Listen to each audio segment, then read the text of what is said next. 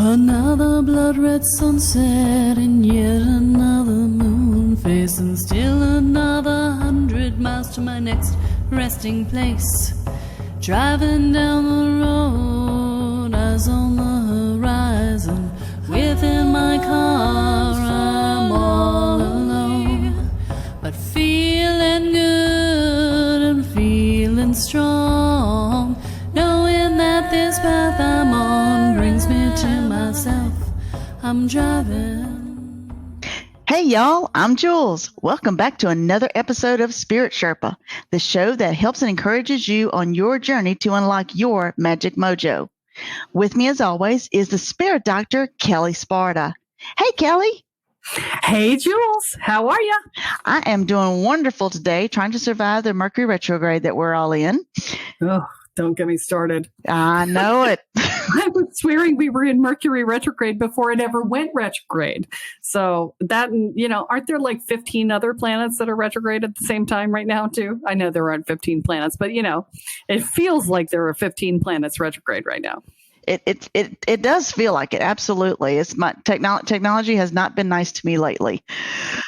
Which is kind of sad because, that's kind of what we do. So yeah. So we've got a guest with us today. We do. We have Miss Lisa Campion. Yes, Lisa's back. I'm so excited. You guys remember Lisa's a buddy of mine. We've been friends for, what is it now? I think it's like 20 years. Yeah, it's like, gotta be. It is close to 20 years. Oh my God. Yeah, it is. Okay. We will not discuss how old we all are now. We are all young. Come on. Yeah, it's okay. No, it just feels like yesterday. That's why I was like, what? That can't possibly be 20 years ago. It feels like it was yesterday. So, but Lisa's been on before. She came in and did the Energy Vampire episode. And I think, what was the first one you did? Was it a healing episode? I'm trying to remember. Do you know? Yeah, it might have been. Might have been about Reiki. Yeah, it might have been. But, Lisa's a psychic counselor and a Reiki master teacher. She's been doing this stuff for over 30 years. She specializes in training emerging psychics and empaths and healers so that they can fully step into their gifts. She's written a book. She's written The Art of Psychic Reiki. She's actually written a couple of books, Energy Healing for Empaths. Wait, no, there's a third one, right? You've got a third one coming out. Coming out this time next year. Awakening Your Psychic Ability. I can't remember this. So Awakening Your Psychic Abilities. So that's super exciting. And she is doing these amazing Reiki sessions as well that I actually sat in on one of these, the mastermind sessions the other day. And the people in the group were amazing. So that's really cool. But Lisa's an amazing healer. So, I just want to talk to you guys for a minute about this because Lisa used to run a healing school with another person. And, I know all of these people who have been through her trainings and every single person just sings your praises. And so, this is one of the reasons we've been friends for so long is because we just geek out on this stuff, right? Yeah. Healer geeks. Yeah. I mean, we were talking on the last call that we were on with your Reiki Mastermind group. We were talking about the chakras and how the blocks go and all the different things. And you were saying, oh, well, they relate. I'm like, oh my God, yes, we need to talk about this because, it's so complicated and it's so intertwined and it's so cool. And when you understand the whole thing, it's amazing. And I'm like, most people aren't ready to have that conversation with me. Can we please geek out? Right. I will geek out on complex chakra patterns with you anytime, Kelly. And that's just kind of our deal, right? So this is one of the reasons why I love you. Yes. So, but today we're going to talk about developing your energetic chops. And, Lisa and I talked before the show and we talked about, she was like, well, so how advanced are you people? And I'm like, well, this group, we're 4 years into the podcast. And if you started at the beginning, you're pretty much intermediate at this point. Intermediate, maybe a little advanced, depending on how much you practiced and integrated and whatever.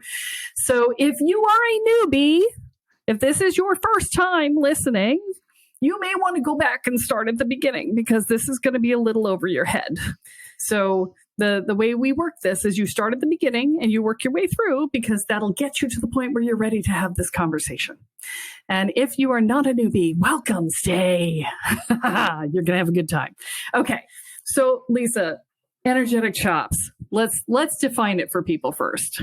Yeah. So a lot of the work that I do, Kelly, is with energy management with people, because as we identify ourselves as empaths, I wrote a whole book about that called Energy Healing for Empaths. As we open up our psychic abilities and come into our healer skills, energy management tends to be this foundational practice that we all need. And for me, it's been constantly evolving. So the things that I used to do back in the day that would work to ground me, clear me, protect me, don't work anymore. And I've had to like upgrade my psychic skills, my chops as my sensitivities increase. So I think sometimes we go through a burst of psychic opening. We level up our skills because of all the listening to your podcasts that we've been doing.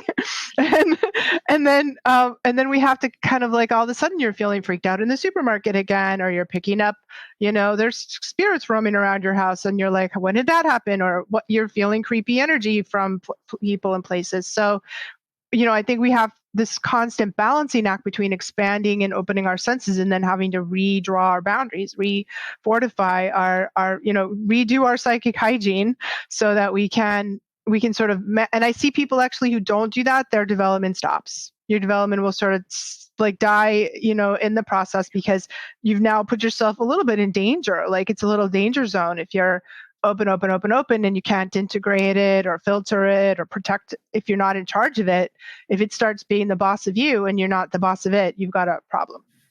Yeah, I actually have a personal story about that from very recently. I was gifted a statue that a friend of mine had owned that I loved back, 20 years ago when he first got it. And his ex-wife was a fairy magic practitioner, and he had a very not so great divorce, and she was very angry, and evidently she cursed this statue because he loved it. So he gifted it to me when he moved into his tiny home and sent it to me, and I got it, and I was like, I don't like this as much as I used to. Right? I couldn't figure out why, but I stuck it on a chair in the corner. I didn't think too much about it. I was like, yeah, I'll figure it out later. And everything started to feel icky, and I started to feel icky, and I was like, oh, what's going on? And the thing was cursed. Now, I didn't have anything in my wards to avoid curses because I don't hang out with people who are likely to curse me. And so it had never been an issue. I hadn't put anything on the door to scrape curses off of items as they came into the house because it never occurred to me to do that. And so I had to go take care of the item, and then I had to clear all the crap. But I was just like, evil, cranky fairies, kind of a problem. Yeah. So I was just like, okay, that doesn't work. We just never really know, what we encounter. And the problem that I see is that a lot of people these days get a lot of their education or their paranormal spiritual education from watching TV, watching, paranormal TV shows or horror movies or whatever. You just made the face. You just made the face. and so that's very entertaining TV, but it doesn't really, so I find that people just do stuff that's, if you know what you're doing, is sort of wacky. Like, let's not take the Ouija board into the abandoned mental hospital on Halloween and smoke a lot of weed, and then, or do some psychedelics or something, and then, poke the demon a little bit, and then we come home and our house is haunted, or we just create a whole world of trouble for ourselves. So that we should do a whole nother show on like what not to do, what not to do, like the bad spiritual practices, bad psychic practices, bad psychics, no biscuit. I have a neighbor who paid good money for a 17th century grimoire, that came with a demon. And he literally had to beg the Catholic Church to come and take it away from him so that it would leave his house. But it's so common. I mean, it's maybe a little more common than we think, because I had a psychic student in my psychic development class recently who bought a lot of haunted objects on eBay, haunted dolls. Ooh, creepy. And her feeling about this was that she wanted to connect to her spirit guides. And she thought that having haunted objects was going to help. And so we had to have like a real basic conversation about haunting. Guides don't haunt. The only thing that haunts are earthbound spirits and creepy demon entities and, lower astral beings and things. Like, always bad. Haunting, always bad. And your guide, you don't need a haunted object to talk to your guides. You just need to like figure out how to open up your psychic senses and perceive what's already there. So that was big. She had no idea. She just thought she was, she was doing what she needed to do to get closer to her spirit guides. Yeah. Yeah, I know. Yeah, I had a student who, when we taught her warding for the first time, she put her wards up and found her quote unquote spirit guide angrily sitting on the outside of the ward, banging on it, trying to get in. It's like, not a guide. Not a guide. Not a guide. It can't be. If it gets shoved out when your ward gets set up, not a guide. I know. Right? Yeah. I know. And how do we know this? Like, we don't know this, and I learned a lot of my stuff because I had no idea what I was doing. Like, I had to invent this stuff as I was going on, because there were no teachers back when I was learning. I mean, I learned Reiki, and I started my practice when I was 19. That was 1989, whatever, 1987. I mean, it was so long ago. No internet, no psychics on TV, no books, no teachers, none of this, right? And so I had to just thrash around and learn the hard way. And I did house clearings back in the early 90s. Again, no manual, no TV shows, just like, oh, your house is haunted. Yeah, I'll go check that out, and wow, like, it was an incredible education. It's sort of, I'm lucky I'm still sort of alive, I'm made it through that total school of hard knocks. And then the same thing with healings, like, I mean, I was trained as a therapist. So I had sort of clinical experience, but, it didn't prepare me for curses. Curses are so freaking common, and especially when I lived in a town with a lot of immigrants from South America. And somebody came in and they were like, I think I have a curse. And I'm like, no, you don't. That's not real. Curses aren't real. And then I'm like, oh, crap. Actually, yeah, I think you got a curse. And there was this lady in the town, Auntie so-and-so, Tia so-and-so, and she would, for $500, she put a curse on you. Worked. It was a terrible curse. And then for $500, she'd take the curse off. Like, she got you coming and going, and then when I started taking the curses off, she came over and gave me a talking to, and I was like, oh, please don't curse me, Auntie, Tia, please, and she's like, I won't curse you this time, I'm like, oh crap, so I just had to learn how to do all these things that we encounter as we go through our life as healers, and I just sort of kind of collected this catalog of psychic self-defense skills and energy management skills that have come in really handy. I love to teach that stuff. It's like psychic kung fu. So if I can hear everybody out in the audience going, ooh, so what is it, right? So I'm going to say, can you give us one example of a psychic self-defense skill that you teach? So the really basic is just the ground, clear, protect, like really create the connection with the ground, really learn how to use your breath to clear out your energy field, learn how to, I think the hardest thing for people is identifying when it's not your stuff. Like you feel, if you're having a crappy day, you're like, is it you? Is it the astrology of the day? Did you pick up some stuff from other people? So kind of doing a daily, like learning how to make that the distinction. How do we tell if it's something we picked up that we have to let go of? And that's just every day. Like, I think the ground, clear, protect meditation is like, it's like brushing your teeth. You got to do it every day. And then beyond that, if you've already gotten onto that, and I'm sure you've already taught everybody that I really like this particular breathing, where you breathe, you drop your grounding cord down, and you make your connection upwards. So you open up those channels, and then you pull earth energy. You can pull it into your solar plexus or your heart, and you simultaneously pull this divine heavenly energy, and you create like a ball of energy in either your heart or solar plexus. And on the exhale breath, you breathe it out through your whole field.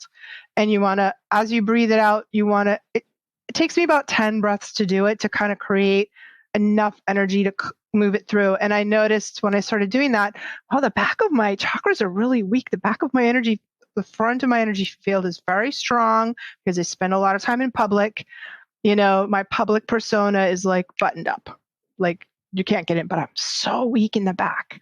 The back of the chakras, and so it took me like a year. I'm not kidding. I'm doing this practice every day to fill in the holes and the gaps in the back of my energy field, in the back of my chakras. And you go then below your feet and above you.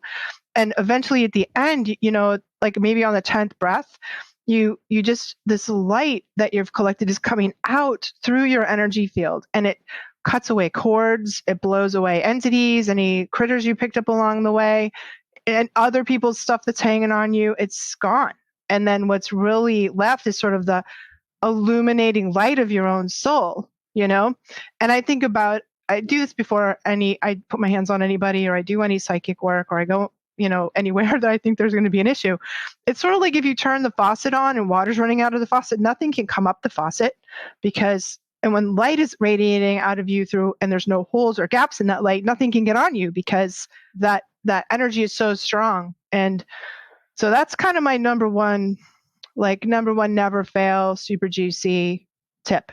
Once you're beyond the basics, but I think you would sort of have to build your muscles of the ground, clear, protect on the daily before you can get to that point. Well, and a lot of our people are doing the tree meditation, which is, this is a variation on that, right? And so this is a great next step for them. So so if you're good with the tree, then you pull both. You pull from the roots and the crown, and you create that ball of energy, and then send it out 3-dimensionally through your whole field. And it's just really great it also is very charging up your life force energy. So you feel very enlivened, charged up. If you're tired before you've got to do something, you probably won't be tired when you're done with that.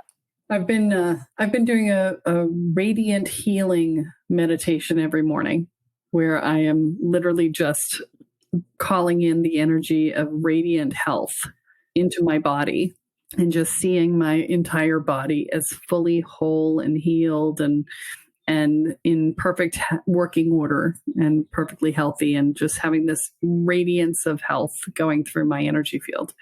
I've been really enjoying that. It actually is doing wonders for reducing my stress levels too, which, given the fact that I'm trying to sell my house and move to Panama right now, the shit's getting real, So I'm like, gotta get it done yesterday. Fuck yeah. So yeah, it's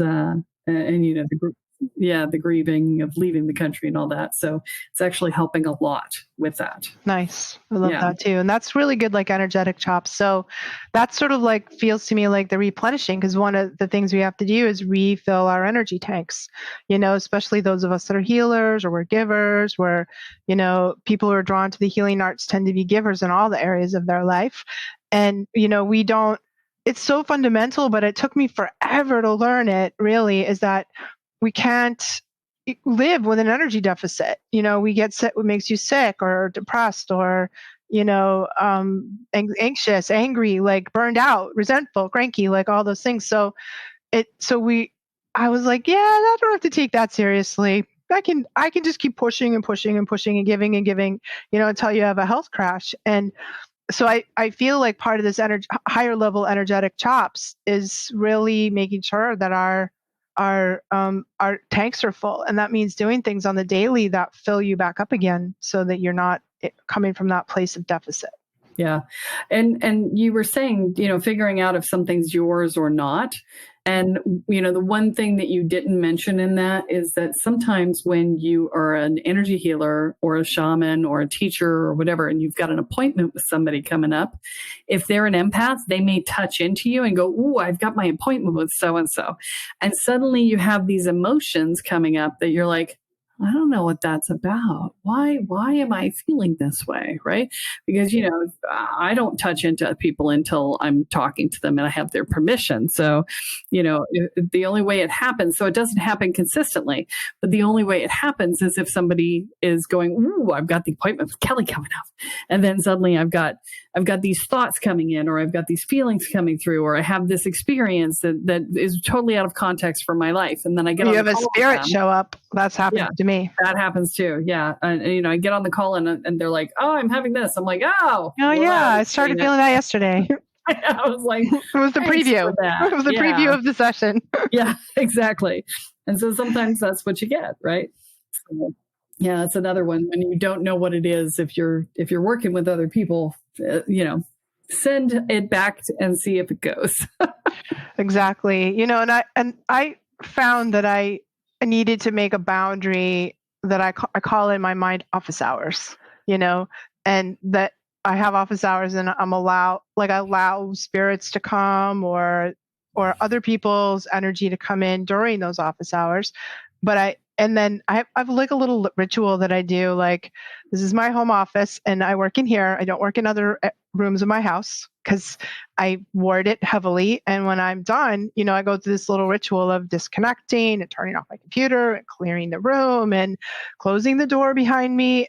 And so that part of my life stays contained in my office and during office hour times so that I don't have to be like, psychic person all the time, because that's pretty tiring.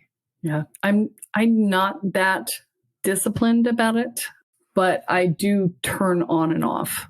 My guides can always grab me if they need me, which I'm sure yours can too, but I don't let anything into my house. And so the only way somebody is getting the connection piece is because we have an appointment, which is by definition an agreement to connect, right?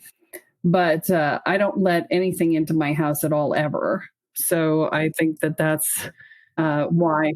So really good. Well, you've got a really strong boundary, but I didn't really have to do that until the pandemic happened. I started doing all my sessions from my house, and I'm doing all these mediumship sessions or whatever spirit talking to stuff that I do. And I was like, it's creepy in my office. And I'm like, oh what happened there? It's like if you do that work over and over in the same place, it can open a portal. So I think part of our psychic hygiene is also making sure, and this is a newbie mistake, is to open the portals but not close them, or to not know that you've opened a portal, and a lot of newbie, especially mediums, get into this issue where they've figured out a way to connect to the other side, but they don't know that we have specific guides that are like the gatekeeper guides who are shutting the doors between the realms for us, or that that's something that they need to do.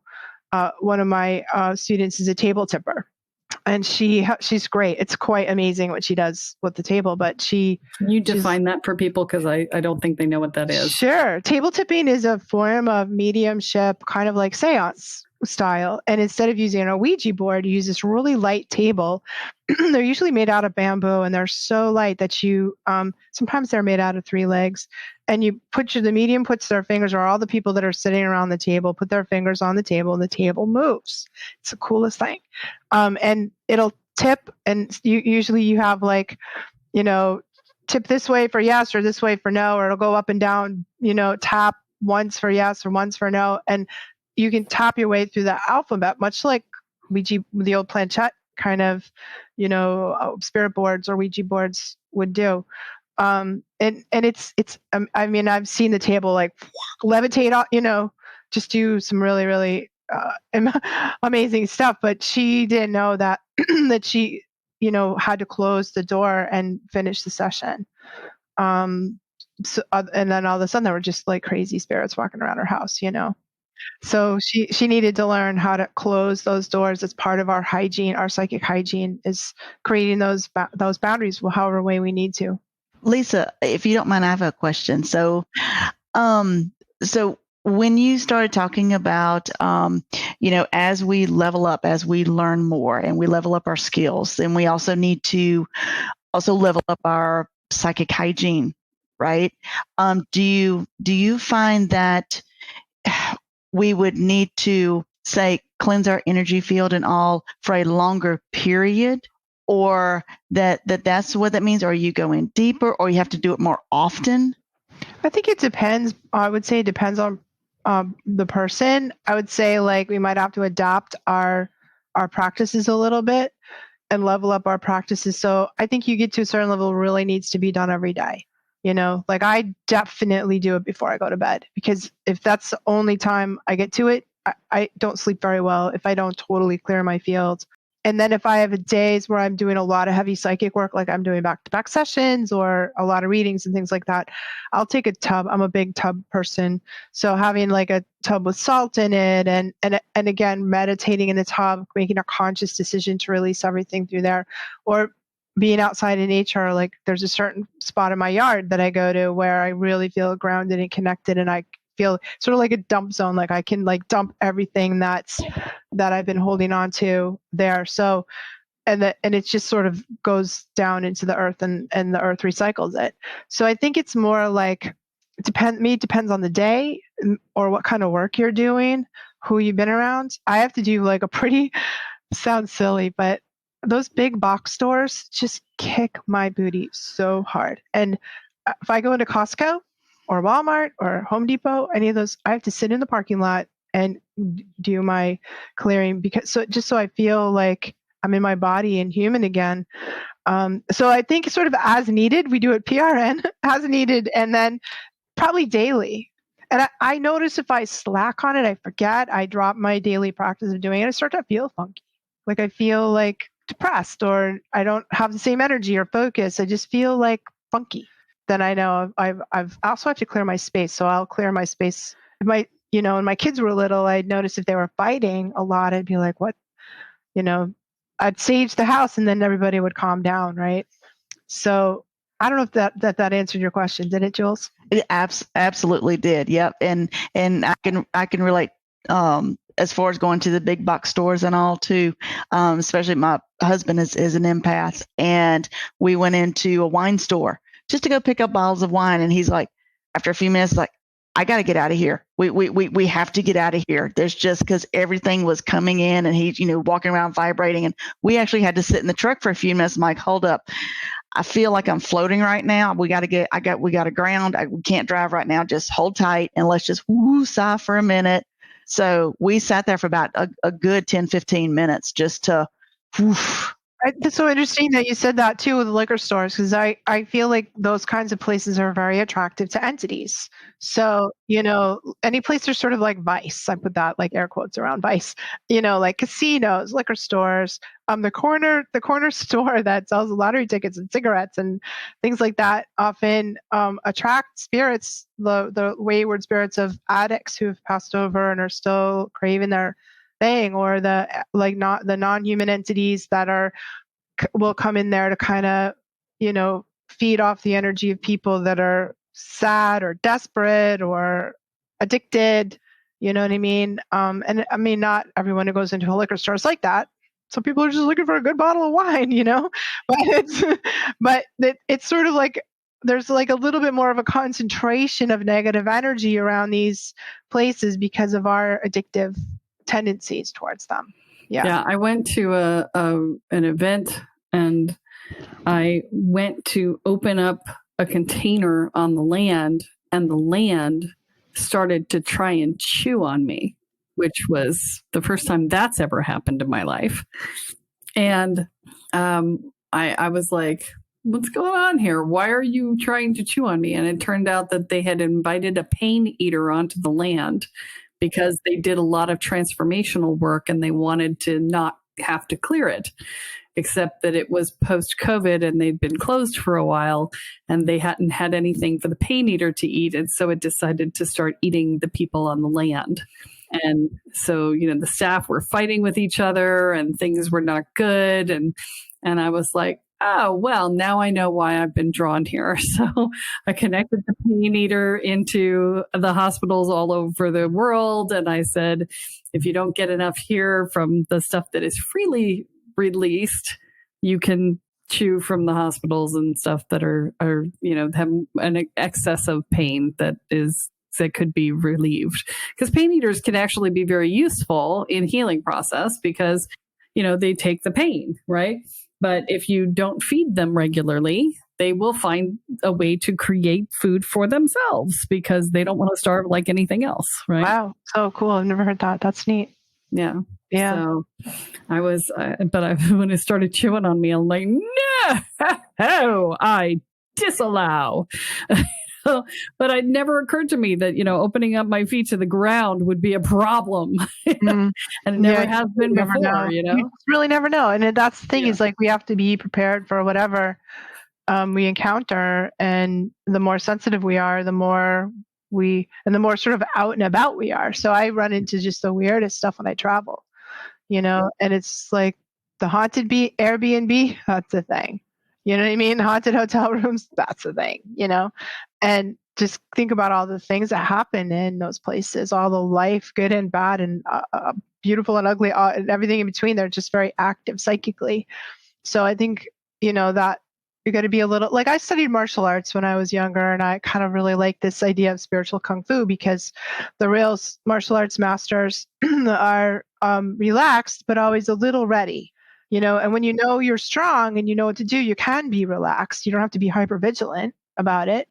But we do need to deal with things and go kind of into motion, or, like the story you shared, Kelly, about cleaning something up when you encounter it. And I just think and I would say, unless you leave your house, but not even that's true, because the stuff comes around. And a lot of times the other thing is too, when we level up our skills, I think we attract more notice, in the astral plane, our light shines a little brighter. And that could mean your guides are sending you some community service to do, or the shadowy things just come around to take a look, or the things that need help and healing come around to take a look. So you hit a certain level, and there's sort of no permanently turning it off. We just have to deal with, just like you can't go anywhere on the planet where they're not people. I mean, I guess you could, but we just actually have to learn how to deal with people.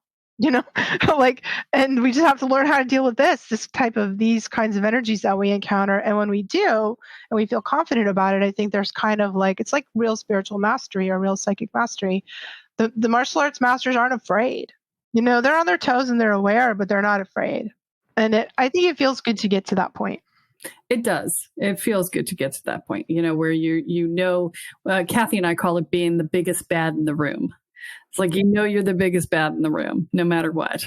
And it's like, so when that, it's like the big guy who sits in the corner and hangs out and says, hey, how you doing? And doesn't pick on people because he knows he's the biggest bad in the room, right? He knows that nobody's going to mess with him, right? It's that same sort of thing. It's like, nobody's going to mess with you. And if they do, okay, well, that was unwise. Yeah. So, and you know what to do. You know how to deal with it and not, I get curious, but I hardly ever get afraid anymore. It's kind of nice. Yeah, which is nice. It is. I remember being freaked out by stuff and going, yeah. Me too. I spent so much time being scared and freaked out. Oh yeah. I remember the first time I was living alone and there was a ghost in my house, and I was I literally pulled the covers over my head and said, "Go away! You're scaring me!" And it stopped. And I was like, "Oh, that's good." But I was terrified. I went to my teacher. I was like, how do I stop this? She's like, it's your house. Kick him out. I'm like, how do I do that? So yeah. I remember how terrifying it was. So, developing your chops is certainly something that I think we both highly recommend. Yeah. So, well, this has been a great conversation, Lisa. I feel like we just got started and it's already, the end of the episode. So tell our listeners how they can find you. So you can come to my website, lisacampion.com. I'd love to see you there. And I have a lot of different things going on. So I teach Reiki. I have online versions of Reiki 1, 2, and 3. And my Reiki classes are fat. They're like the online versions, 15 hours, I think, is Reiki level 1. It's, wow. There's a lot. Getting most Reiki. Yeah, it's more than you get in live class. My online classes are longer and fatter than my in-person classes. And I also have all kinds of psychic development classes from beginners to my signature program, which is called Mastering Your Psychic Ability. And that's a 3-month-long intensive training for people that really kind of want to take their psychic to kind of professional grade, I also have a year-long program where I train people to be psychic healers. If you've been a hobbyist and you want to go pro and quit your soul-sucking day job and go pro, I got you covered on a year-long practice for that. And then the program you were in, Kelly, was my Reiki mastermind group, which we meet every week. And it's a skill building and continuing ed program for Reiki people, because we go through our levels and then we know we want to keep learning. We know we need to keep building our skills. We don't really want to take the levels over and over again because we're not learning anything new if we do that. So where do you go? What do you do? Like, if you want to keep building, which pretty much everybody does. So that in that class, we skill build. We do virtual Reiki shares. I teach, topics. I bring in guest speakers like you. I do Q&A and supervision. So supervision is so fun for me. It's like if you're in a Reiki session and something weird happens, you need to talk to somebody so you can learn. Like we've all had those times when we're in a session and something so crazy happens and we're in over our head and that doesn't feel good, but you can take that and bring it into the supervision and learn. So that's called the Reiki Mastermind Group. And that's really super fun. So that's what I'm doing. So, and you have a podcast too. I do. I have a podcast. It's just in transition right now. It's been on Empower Radio forever, but I'm moving over to Mind, Body, Spirit FM, which is a podcast channel, and it's called The Miracle of Healing. And you can find me really on any podcast station. Lisa's awesome, but I think you figured that out by now. So, all right. So, I think that wraps us up, right, Jewel? Well, it does. And thank you, Lisa, for letting our listeners know all the different ways to contact you, because you have a plethora of resources out there for them, so that they don't have to go bump in the night and try and figure this all out on their own. Everything's going to be laid out for them. And kind of circling back to what y'all were saying at the beginning, when y'all were going through this in your journey, where we are now students, myself included, there weren't these resources out there. There weren't these wonderful teachers with all of the resources and available literally at your fingertips. So I think that's awesome. That's great. So let's see. Usually we wrap up the podcast with a Kellyism. So I'm going to say, Kelly, do you have a Kellyism? No, we're going to give it to Lisa. We're going to have a Lisa-ism. Here's my Lisa-ism. So I think a lot of this is really like street smarts. I love this analogy. So when we're street smarts, we can travel you can drop you in any city in any country, and you know what to do. And so the psychic chops and psychic development, psychic self-defense is just like being street smart. So the more we know, the more knowledge we have, the safer we are. All right. That is perfect. I love it. All right. That's all that we have for this week, folks. Tune in next time when Kelly adds another chapter into your guide to energy, magic, and the spirit world. I'm Jules, here with Kelly Sparta and Lisa Campion, and you have been listening to Spirit Sherpa. So long, everyone. Bye. Bye. Driving down the road, eyes on the horizon. Within my car, I'm all alone, but feeling good and feeling strong, knowing that this path I'm on brings me to myself. I'm driving, wondering where my spirit will. I'm driving.